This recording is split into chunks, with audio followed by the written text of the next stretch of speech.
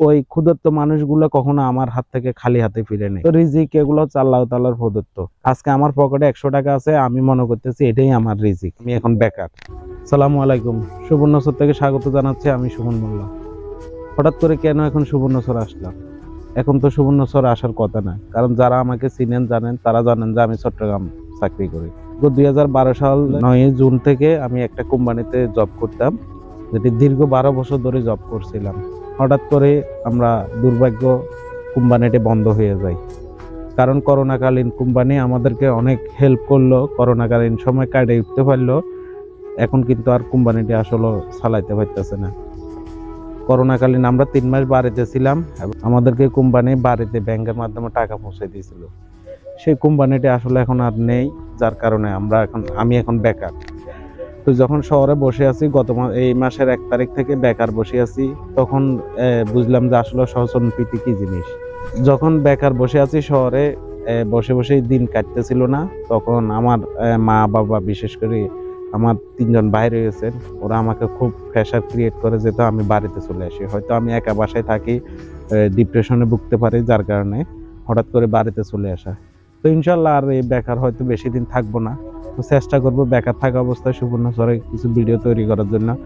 তাই আপনারা একটু বেশি বেশি ভিডিওটি শেয়ার দিবেন।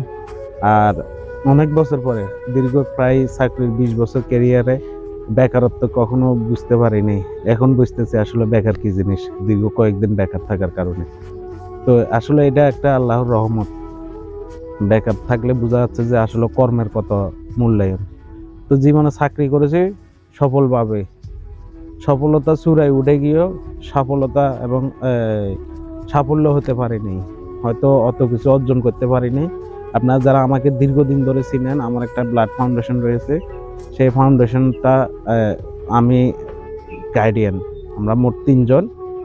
আর বিশেষ করে আমার কিছু মানবিক কাজ রয়েছে পার্সোনালি, যেটা হচ্ছে আমার বাসায় বিভিন্ন জেলা থেকে রুগী আসে থাকে, আমি ওদেরকে বিভিন্ন মেডিকেলের ট্রিটমেন্ট করে দিই।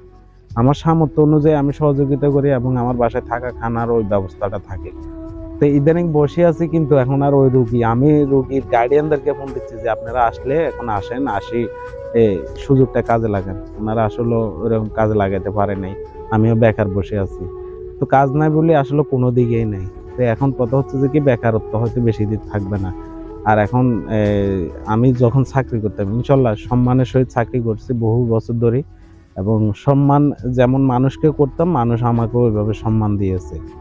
আর বিশেষ করে ফাউন্ডেশন, আমি সুবর্ণচর চলে আসছি, এই জন্য আমার ফাউন্ডেশনে কি হবে, অনেকজনে আমাকে আসার আগে প্রশ্ন করছিল যে ভাই, আপনি যে সুবর্ণচর চলে যাচ্ছেন, আপনার ফাউন্ডেশনে কি হবে।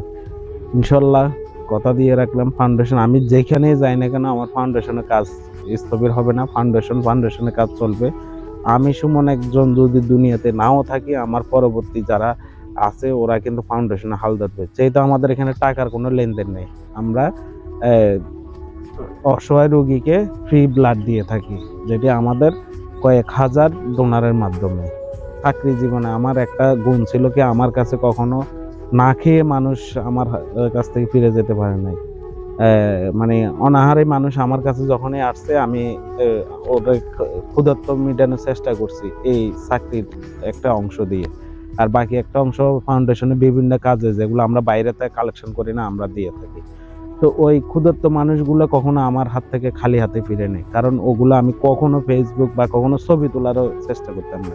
চিন্তা করতাম যে আমার রিজিক, ওই লোকটার রিজিক আমার সাথে আছে বলে উনি আমার সাথে খাচ্ছে।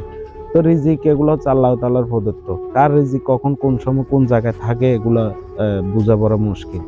রিজিক, আমি যখন পৃথিবীতে এসেছি, আমার আল্লাহ তাআলা আমার জন্য রিজিক পাঠিয়ে দিয়েছে। আজকে আমার পকেটে 100 টাকা আছে, আমি মনে করতেছি এটাই আমার রিজিক।